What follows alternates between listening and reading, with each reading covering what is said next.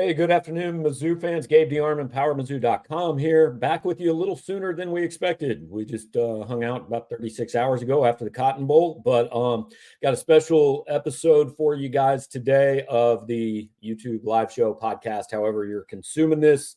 Bring on Jarod Hamilton first. He's not the special part of this episode. You see him all the time. You don't really care. So now popping on your screen, kind of sounds weird to say this, former Missouri cornerback, Ennis Rakestraw. So we'll let you guys know if you got questions, things you want us to ask Ennis, comments, whatever. Put them in the queue. We'll get to some of your thoughts throughout the show. But Ennis, does that still sound weird to you? You declared for the draft yesterday, so former Missouri cornerback, has that set in yet? It kind of feel weird just through the whole process of how my Mizzou career went and how I got to Mizzou. So it's still kind of weird right now. It's really unreal that I made that decision yesterday, but I woke up and I remembered. Tell us kind of about these last few weeks. When did you kind of figure out, hey, this is what I want to do, and just tell us about the process of making that decision to go ahead and go pro? So the decision was kind of been lingering from when I really got hurt at the beginning of the year. I kept playing through some of the injuries that I kept having to get out, but we kept undisclosing because I didn't want nobody really to know. I just wanted to play with my team, and the decision wasn't finalized. I got a couple agencies hitting me up during the process, but I told them I'm just focused on playing with my brothers. But the injury I had got kind of worse in a sense. I actually had something done over the prep for the bowl. That's why I wasn't able to play. And, talking to my family, talking to some of the agencies, seeing some of the projections, I think it was my best bet but to leave. And can you, I guess, detail a little bit of maybe whenever your injury happened? Was there a specific moment in the game or practice where you're just like, this isn't right? And how did you kind of fight through that to still play in some of these games? So I think it happened week 3. I had they call it sports hernia, so it's a core injury. So the Memphis game, I had got a little something that's supposed to help me with it.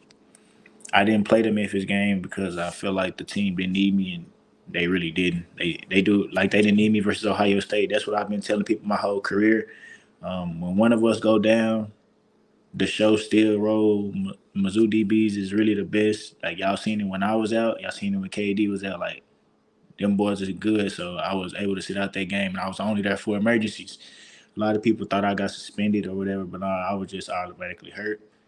I sat out the Kentucky week because it got a little bit worse. So I had to get something else, try to get looked at, try to get back right. And I wasn't supposed to play the South Carolina game a lot. That's why I wasn't the starter there. But I wanted to at least get my feet wet because I knew we was going to have to play Georgia after the break. Georgia was my first start back. I did pretty good. The play I fell in Florida, our last home game was when I re-aggravated even worse and developed another sprain. So really, if y'all don't know anything about a sports hernia, it's hard to run, cut, do everything. I'm a DB, so that's my groin injury is kind of hard for me to play with, but I battled it out with the team and I did everything I could. But the bowl game, I really couldn't because of the Senior Bowl and things like that. I had to go and get that looked at and get it fixed or whatever so I can be ready. So that's when I had to make a business decision or make a business for my future. And Drink and Pogue, them, they all supported me through the whole process. My team already knew. They told me you got big things too. So it was kind of an easy transition to making that decision. All right, so the way we want to do this, we want to go back to the very beginning and kind of go through some of the stuff at Mizzou and then look forward. So take us back to when you were being recruited 4 years ago by Drinkwitz. And first off, do you remember why it was Mizzou over, I think, Alabama and Texas were your other choices? And then second, what did you think the first time you saw the video of Drink after you committed? So Missouri was my first Power 5 offer. I had a couple of, other offers, but Missouri was my first Power 5 offer. I had a great relationship with Coach Walt and Coach Gibbs, and that's before Drink was the head coach. Mm-hmm. So when Drink became the head coach, I didn't know, was my offer void or he wouldn't want to recruit me no more. So, you go through all that process. Like, you thought this is school you want, but then you got to back off. Well, he offered me again, but then I blew up. So they was kind of like you still gonna like mess with us and stuff like that. And I was like, yeah. When I came on my official visit, I told them right away like I was committing, but I'm coming to Missouri, but I'm still going to go around the country to see otherwise. And they was like, okay, we trust you, your word. And they probably didn't believe it because when they started seeing Alabama was my dream school and stuff like that, and Texas my home state, they probably was like, well, we don't got them no more. Honestly, they didn't. At the table that signing day, you can ask my mom and any interviewers and any coach. I was committed to Alabama. I got a video of me committing in the car to Nick Saban. And when I was at the table, ready to sign, my mom was like, "Why you looking like that?" Because I was like, I don't know. She was like, "You still going to Bama?" And I was like, "Yeah." I sat at the table. I seen all my brothers going before me because I didn't want to be like the center of attention right away and everybody try to leave. So I wanted them to respect my brothers because at the same time we all battled. Everybody didn't get to go Division 1 or things like that, but I still wanted them to get the glory and everybody still be there with them. So I made them make me go last. I looked at my mom and I shook my head no, and she was like, "What?" She's like, "Alabama." I said no. She said Missouri. I shook my head yes, and she was like, "Well, son, I'm gonna have to call Alabama and let them know." And then I was like, "Okay." So I kind of made my decision at the table to switch. Wow, that's And then the video drink. After I committed and everything, everybody went crazy. It blew up because everybody was predicting me to go to Alabama or Texas, not Missouri. I told my mom after I committed, I told her I want to go to a school where where can make us be good in a sense. I ain't want to go to a team that's already built. A lot of y'all seen the little thing my mama wrote about it, but that was like honestly what I said because at Duncanville we weren't always the best powerhouse. When I was in the 8th grade going into high school, Duncanville was like 300 in the country. When I got there my senior year, we finished top 5 junior year and senior year. So I kind of wanted to do something like that with it. And when I was on my way to Waffle House, when I seen Drink video, he texted me first and he was like, "Man, we're going viral. We're going." He said, "Look at the video." And I'm like, "Man, what video are you talking about? I don't know what is going on. I'm trying to eat right now." But they always called and they was all in the room. So it was like, it had to be right after the video because all of them was in that room that he started in. Like everybody was saying, "We're happy to have you on board." So I finally looked at the video and I'm like, "Oh man, we really like trended on everything, like Overtime, ESPN, Bleacher Report." I'm like, "Oh man, like that's pretty cool." And that's when I felt like my decision I made was the best decision I made in my life. And a lot of people didn't respect my decision. So I made a post about that too. Like right after I did it, it was my journey and look where I'm at today.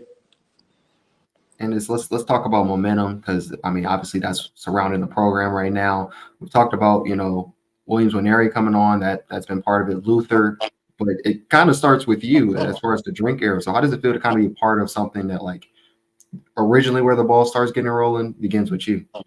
It's kind of crazy because I'm not even a Missouri kid, but Missouri fans have adapted me as a Missourian, and they brought me in. They treat me like I came from St. Louis. Well, half the season, if you looked at the board before when they say starters, they had me as a St. Louis, Missouri native, and I was like, no, I got to at least change that. I know I love Missouri for forever, but got to put where I'm from every now and then. But I used to, when Luther used to come around, Drink used to tell me to talk to him, tell him like, cause the Bama situation, cause Luther had Bama, Georgia. He used to tell me to talk to him, whatever. And Luther was cool. I was telling him like, man, it don't matter, bro. You gonna be good wherever. I wasn't really. I'm never a person who's gonna try to beg nobody to come here or anything like that. I'm just gonna keep real with you. Like no matter what, if Luther went anywhere, Luther was gonna be Luther.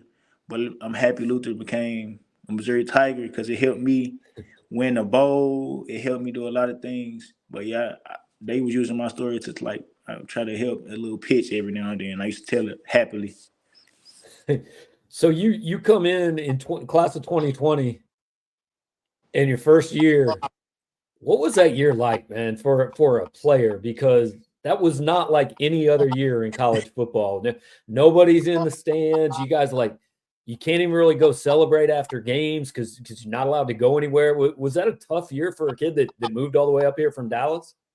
It was extremely tough in the transition because we all was sitting at home. Dallas, Texas didn't want you to be outside of me to have a job. So it was a whole bunch of process. So when I got to college, I ain't really work out as much. I didn't do anything. So it was kind of hit the ground running and rolling. I came in 159 pounds. And they told me if I wanted to play or have any chance to play, I had to be like 170. But when they had the all SEC schedule, that's why I tell everybody like I'm built different because nobody in the country that didn't come in 2020 ain't have to play an all SEC schedule. So I feel like that transition from that really helped me throughout my career because first game I ever played was my dream school, Alabama. First snap I ever took, they threw the ball at me. It was incomplete by Jaden Waddle. So moments like that, playing them my first game, that probably hit me throughout my whole career because the team that I looked up to and wanted to go to so bad, I played them and I got respect from them. So that made me feel like, man, I can play in this conference. That was my confidence booster off rip. So that's why I was able to transition and keep getting better and better as my years went by. And I feel I remember talking to you in the spring about stuff that you and the cornerback group wanted to work on, and a lot of it was going back to getting interceptions and things like that. You had a really, really good 2022 season, but besides interceptions, what else did you want to show scouts, that you could do and could take to the next level if you, declare for the draft like you did? First off, the goals was it was my goals, but it was also like our unit goals. Like I was I was happy when every pick KD caught this year because we talked about it. So even though I didn't get to do it by myself, by him catching it, it made me feel like I caught it. It ain't on my stats, it don't show up like that, but I just know the work that me and him put in, what all of us put in, and the example we put on a group. I'm just happy they all was doing it. Marcus Clark came in, he didn't get that many snaps. He caught 2 picks. Like that stuff really made me happy, even though I didn't do it. But what I came back to show scouts was a lot of them said I wouldn't be able, like tackling wise. I seen a lot of stuff on me last year talking about he don't like to tackle running back, so things like that. So if y'all paid attention this year, I made a bunch of tackles on running backs and made a bunch of tackles on receivers. I was making a whole bunch of tackles to prove my point that I can make tackles and anything that somebody try to discredit me for or anything, I love to read about it because it gives me extra motivation. Some people not like that. Other people read about it and it do something to them. Well, no, to me, it just helped me elevate my game. So I think this year I was a way better tackle. I think I only missed 2 tackles, and them only came in Florida. After I fell, yeah, that core injury is like I couldn't brace no more and things of this sort. No excuses. I only had missed 2 tackles on here anyways. You talk about KAD a little bit. How much, and obviously Chris will make his decision in his announcement in due time, what he's going to do next year. But like, you guys would always kind of be tied together as far as Missouri fans go. You guys came in and got, hey, this pair of cornerbacks. Like that's one position Missouri has sometimes in the past not had guys at. But how much pride did you guys take just in one another? Both being out there together, and kind of being seen as a pair. The pair situation. I mean, me and KD like respected a lot, but sometimes people used to always bring up the pair. Like we used to be like, man, let KD be KD. Sometimes let Ennis be Ennis, Okay. but we loved it together. We loved playing, sharing the field with each other. That was the reason I came back as well. When I seen Chris come back, I'm like, man, I gotta come back with my duo. Like we 1-2 out here pretty much. If I look on that side of the field, I know that side of the field is gonna be locked down. And if y'all look on my side of the field, that side of the field gonna be locked down. So when we both came back, we like, man, we gonna have these 2 sides on lockdown regardless. So we gonna be pretty special this year. We gonna win a lot of games. Like I said about the work standpoint, the way we worked with each other, the way we like in the meeting rooms, you can ask Poe, we sit next to each other side by side. If he do something wrong in the rip, I say something. If I do something wrong, he tell me what I did wrong. It was just that constant commitment to want to get better, sitting side by side with each other. And even when we like, if it was somebody, one of us get beat, if y'all pay attention, if one of us get beat, give up a touchdown long play, the person who is consoling us the most is probably me or him because we know how to get each other going and we know how to motivate each other. if KD get caught on, I'm gonna say, "Come on, Seven, I need you." Like if something going on with me, he be like, "Two, I need you." And that right there, automatically snap in my brain like my brother need me. The duo really need me. And it's when you guys, I mean, I guess sticking to the duo thing, when you look at KD's stats and stuff like that, you know, a lot of people are targeting him. When I look at your stats, I don't see, even though you played, you know, 3 or 4 less games, they're not targeting you as much. How much as a defender do you kind of take pride in the fact that, you know, when teams are trying to pass the ball, though, they're not really trying to go your way? I dealt with that a lot with Coach Baker and Pogue in the meetings this year. I was kind of frustrated in a sense because I'm like, man, I'm not doing what I was doing last year. And it was like, well, you can't control what offense do because the offensive quarterback decide who make plays. So after I had that conversation, I just used to sit in the cold tub, no, the hot tub, not cold tub. I used to sit in the hot tub and I used to think about like what ways can I get noticed by scouts if they not targeting me? So I decided to be a better press man. I put my hands on receivers, show that I'm disrupting the time, making tackles, coming downhill on screens, setting the edge on linemen. So I was doing everything to elevate my game that way. KD, they threw the ball at him. I don't understand why. In my opinion, you're supposed to go at me because this kid over here probably got 4 or 5 picks on the year. He leading the country in PBUs. He really should have been the Thorpe winner, if we want to be honest. If we compare stats for anybody in the country, KD was the top corner in the country. So I used to be like, man, like y'all throwing at him. I'm fine with me because I feel like I caught a pick, but at least throw it to me because this kid over here just a former receiver. Just you lucky can't catch the pick six because I would have been even more. No, it was good, dog. I was proud of everything he did. We used to always like, I don't know why, like they targeting KD. Like it's only 2 things gonna happen: you not gonna catch it, or he catch it. You not really catching All right. We want to talk about this year a little bit. First of all, I have to tell you that Jesse says your little brother, I'm going to mess up this name, Brevik, says it. hi. Yeah, my So he brother wanted me to pass Brev, man. that What on. up, Brev? I got to shout out Brev, Jesse, and them. Horns down. Jesse came to me with a proposal with horns down, and if everybody know, horns down is kind of the trend right now. We got a lot of people on. First, it started with me, with that, and it could have been only me, but I told Jesse, I wanted to share the wealth for my brothers, so he put all the DBs on. Now they got the D line on, a couple of Luther on. So yeah, Jesse been doing his stuff. All right. So this year, was there a time where you guys in that locker room kind of felt like, hey, we got something here? And maybe it was before any of us realized, because I think a lot of people, even those of us who kind of watched you guys every week, it might have taken us till Kentucky or maybe even Tennessee to say, hang on, man. But was there a time you guys felt like, hey, this year's going to be something that people outside don't think it is? I knew we was gonna be something. We all came back, and the hardship we had was my junior year, all the tough losses that we had and all the one possession games we could have won. That right there did something to us. So in the off season in the summer, we always like had that in mind. Like we was only a step away, one play away. This rep that we finna run right now, this for that rep we lost in it last year. Things like that, putting our mind to it. That's what Cody Schrader and Brady and them always talked about. Like that's really how we looked at everything. Like personally, like the Georgia game last year set the tone for this year, if you want to be honest. And everybody came back and we bought into the culture once more. And the game this year, if you ask me, because I tweeted about it in the summer, talking about how I love being an underdog because we finna prevail. Like I quoted this a long time ago in the summertime, but the one game I say the Kansas State game, just all the disrespect that we had as a team about how we got did last year, previous year, and how they was screaming while we was walking off the field. Rakestraw, SEC. They was chanting SEC. That did something to us. So when we played them, it was get back time. Like the same way with Tennessee. But if Mevis didn't make that kick, I don't know how the trajectory of the season would have went.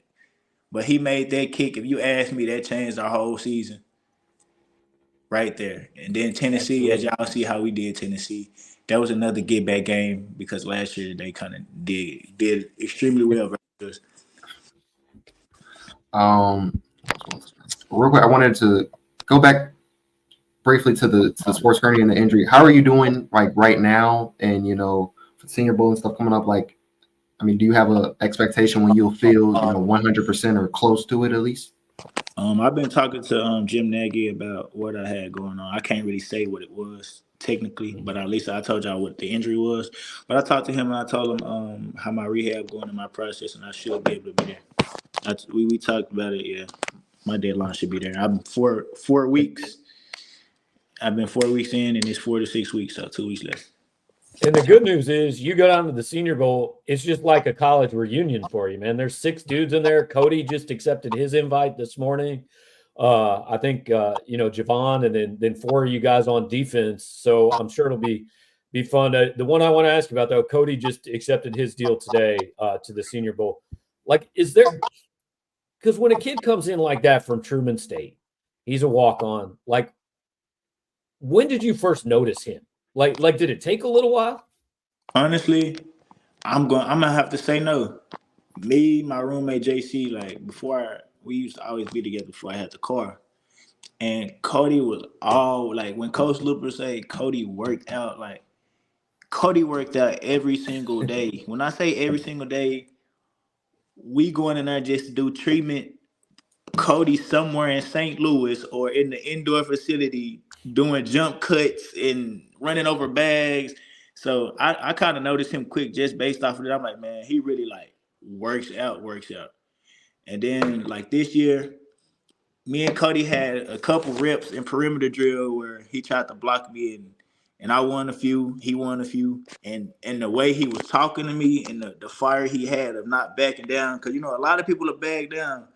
Cody ain't bagged down the budge at all. And I was like, oh yeah, this got to be his year. He not playing this year. He's not playing at all.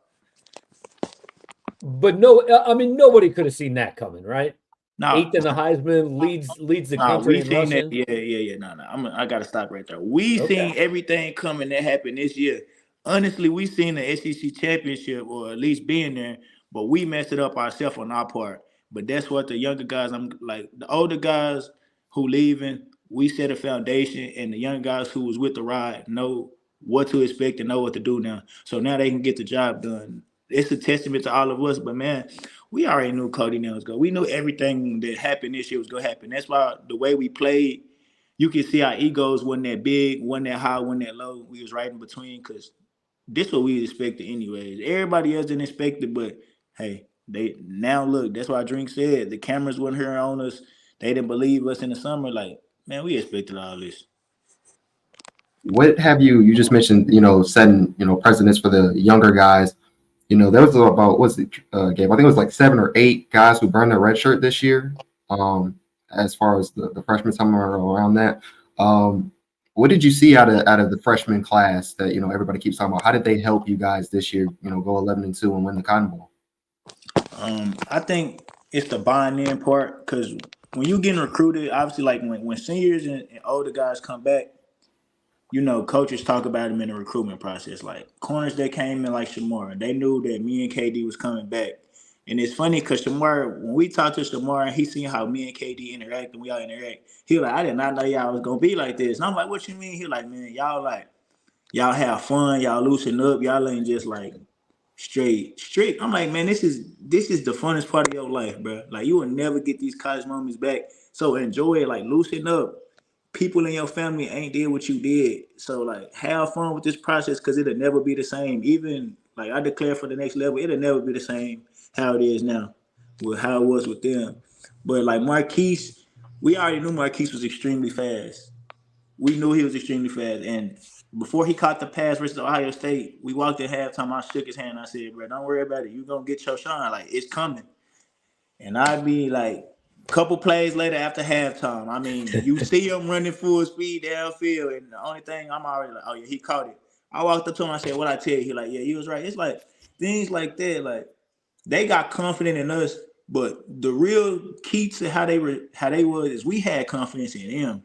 When you put them in, Marvin Burks in, like we ain't budge. I look in the safety. I look back. I see Marvin. I ain't like, Marvin. And I'm like, okay, it's Marvin time. Let's see what Marvin do. It was that constant connected friendship and brotherhood that set it up. And we knew they was gonna be good regardless.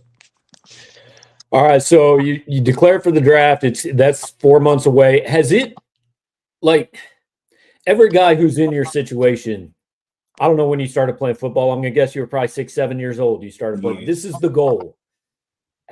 When do you think it's going to hit you that, like, all right, man, you're in this position now that literally hundreds of thousands of kids try to get to?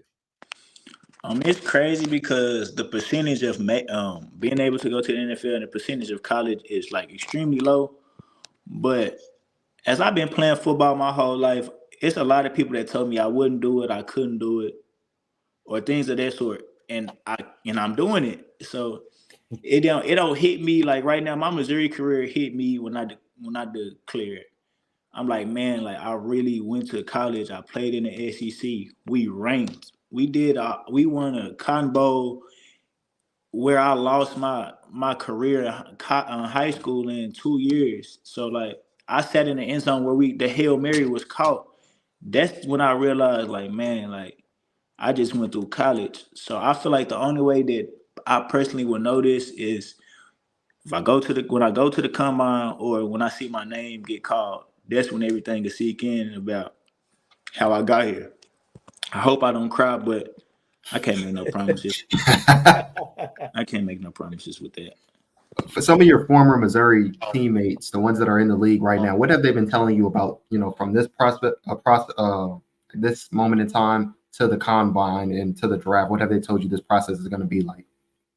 I haven't talked to them yet. I seen not Roundtree either because the Bo, I was with the team a lot, but he was down here. But I remember when I was a freshman, Nick Bo, I was walking across the street from the outside field back to the arena or stadium, and he was like, "Man, I see your drive. Like your goal is to get to the league." He told me he like you go be an NFL player. The only thing I need you to do is make me right. And I can't wait to see Nick again because I got to bring it up to I never forgot that. Him telling me that, like, he don't know how much they helped me in a sense. Because I don't really just talk about it. But, like, that stuck with me all the way to right now. So things like that. And Larry Roundtree come to the games and we talk and he like, man, you go make it. Like, you going to be a draft pick. You going to do this. So, like, that constant brotherhood lingers around. And when people who in the league or been there at least, like when they say stuff like that to you, it give you extra motivation because they've been through the process, and if they see something like that in you, then you got something special. Ennis, I know there have been some stories written, and you've been pretty vocal on social media about your relationship with your mom and how much she's helped you get here. I'm just curious for maybe the people that are watching or listening to this that don't know your story as much. Can you kind of just give them some insight into that relationship and what's her reaction to you now, Nate, taking this next step? Me and my mom had me at the age of 15, 3 days before being 16. My mom, it was just me and my mom. My dad decided he wanted to walk out on us and not take care of his responsibility as a man. Then my stepdad came. My stepdad put me in football. My mom didn't really know nothing about sports. So I got to give a big thanks to him as well. Because my mom was the mama bear. If I'm hurt, my mama trying to run on the field and things like that. Because I always been small and everything of that sort. But the relationship with my mom, I wouldn't say I wouldn't say I'm doing this for my mom, but she wouldn't want to hear that. So I'm gonna say I'm doing it for us. But like my mom had me at 15, so my mom didn't get to live out her 20s how I can live out my 20s right now. So I want to at least make her 40s. My mom like 37, 38. So at least when she gets to her 40s, she can do stuff that when she was in her 20s that people partied and did all that. Now that they can't, like it's some people that she grew up with doing was having fun when she was 20, but now they not living the same, or they struggling. Now I'm finna make her my mom 40s and 50s is what dang everybody like, man, I wish I was that. So it's a big testament to her. She the reason I did all this. Um, Football was fun and everything, the passion part about it, but it's really I want to take care of my mom for real. I know everybody knows you've been pretty active on social media. So what everybody wants to see in the next couple of years is you sign that contract. We want to see one of those sappy videos where you like surprise your mom with a car or a house. Absolutely. That's what we got to see on Twitter. Yeah, no, y'all know, like I'm always Mizzou. Out of all my teammates, I'm probably the main one on Twitter feed and everything like that. Like the little Ennis pod, Ennis cast, things like that I was doing was because like I wanted everybody to know, like, even though I'm not playing, I'm not a selfish player. I'm not somewhere mad or doing, like, I want y'all to see like I'm still dialed in with my team, and I'm still feel like I'm a part of the team when I couldn't travel with them. So I was doing things like that and staying on social media, backing up my teammates when people say the wrong things about them, because y'all don't know what everybody go through. Like I lost my grandmother. I lost my grandmother earlier this year. My mom know how my grandmother was. She didn't even want me to play football, and she didn't like football because the injuries. I used to come every time I come. Every time we got an outbreak, I'm hurt or something, or I'm limping, and she didn't want me to play. And I wanted to show her that what football can do for me, or like do for the generation. So when she left me, when God took her home, when He called her back, it did something to me because I feel like, dang, I didn't get to live. I can't show her. Like, she can't physically see what I was doing is for all the pain I'd have been through, all this and what it's done. But what my mom told me was, she ain't on the earth with you, but she see you. That gave me a extra motivation. I cried. I don't even cry over deaths. If you ask my mom, I don't cry over deaths. And when I seen her, I just like I cried. I don't know why. Because when people be like 98, you expect that. But when the start of your family and all your cousins and you look at them gone, it wasn't a good feeling for me. But I sucked it up, and on my senior, like I got stuff that remembrance of her on my code I had for senior night. I put her age and her name in there, so I know she's still with me. I know she's gonna be proud of me when I in this journey that I'm on right now. And that's yeah. So that's my man, Gabe. You got me in the fields a little bit, man. That's a that's a tough one. That's great to hear. As far as what you're doing this for, and when you see that, some of the mock drafts and some analysts are saying, you're a guy who could be a day one or very early day two pick. I mean, how do you look at that? You told us earlier how you kind of see negative stuff and how you react to that. It motivates you. But when you see things like that, you're a first round, second round type of guy, what does that do for you? Honestly, it does nothing. Mom, if you want her, come in and tell them how I act when y'all tell me. Like, it means nothing to me. When my mom and them sending to say something to me, I was like, oh yeah, that's cool. Like, it just talking. It's just talks. It's good to look at. I don't feed into it. I came up on the negative way, honestly, of people telling me wrong. So when people tell me right, I kind of be like, yeah, it's all right. But I want to know the negative parts of what I got to work on to get better. All right, Ennis, want to wrap this up with you with a couple things. Had fans ask. They want to know who's a young guy on this Missouri team that maybe the fans don't know now that they're going to know this time next year. I go defense and I go offense. So defense, I feel like I left Dre in good hands. I feel like Dre is finna be what Dre should have been. And Dre couldn't do it because obviously me and KD was there. But now I told Dre, me and KD telling him all the time, like, you the old one in the room. You gotta grow up. So we kept trying to teach him to grow up this year. And I'm glad he played in Ohio State. Well, the easy game we played.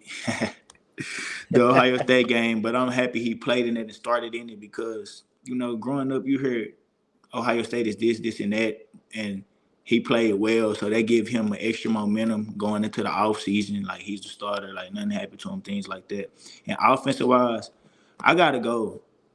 I got to go with Marquise, man. I feel like that kid going to be special. Like, his speed, everything about him, like his speed, his hands, he's a Texas boy, so I gotta give it to him. Like, I really respect his game. Like, that kid gonna be special. He's gonna be a real problem next year. As he get more involved in the system, he's gonna be a real problem.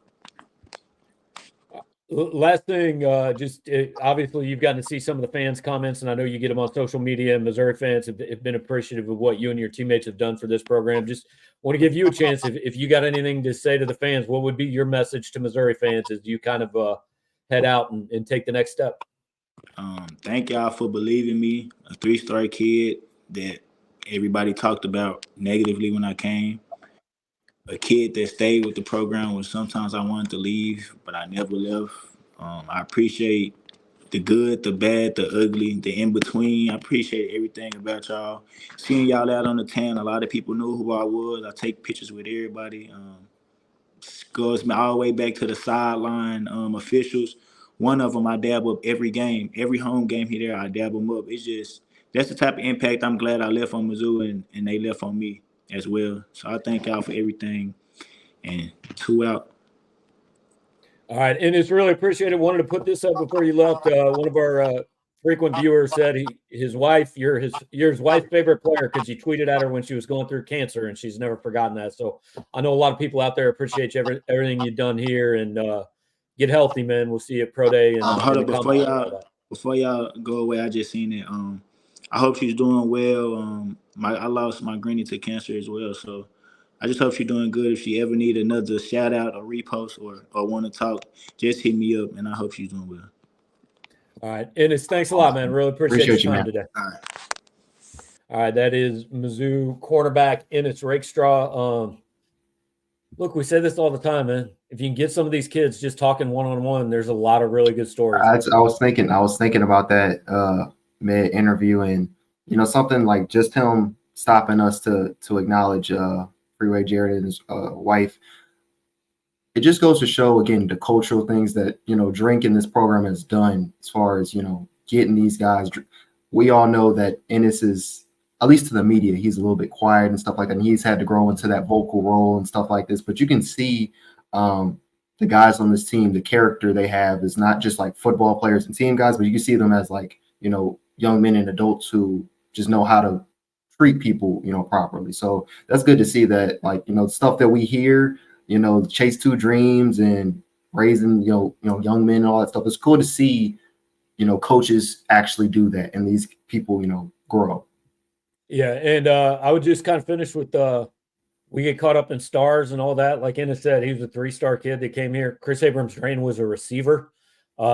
I think it's fair to say they're the best pair of cornerbacks that have played here since I've been covering this team. So you never know which one will turn out to be good. But I want to thank Ennis for taking some time to do this with us. I know we're hoping to have a couple of the other recently departed seniors to come back and talk with us in a scenario like this. Don't want to give anything away because look, sometimes you plan things and they don't happen. So don't want to tell you for sure, but we're going to try to get some of these other guys. So all right, Jarod, we're off to watch some Bengals football now. Don't torture me, Gabe. Don't torture me. All right.